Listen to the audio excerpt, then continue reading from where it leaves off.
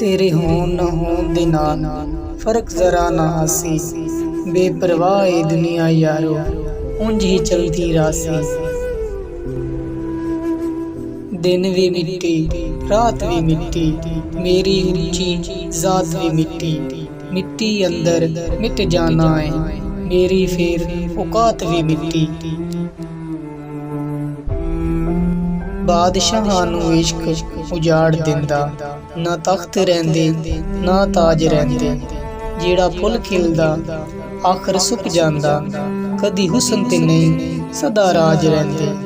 रोगी इश्क दा कदी नहीं ठीक हुंदा, लोकी झल्ले नहीं करदे इलाज रहिंदे। ते बंजर ज़मीनां दे उत्ते फसलां कदी ना उगदियां ने, रेशमी कीमती लिबासां अंदर असलां कदी ना लुकदियां ने।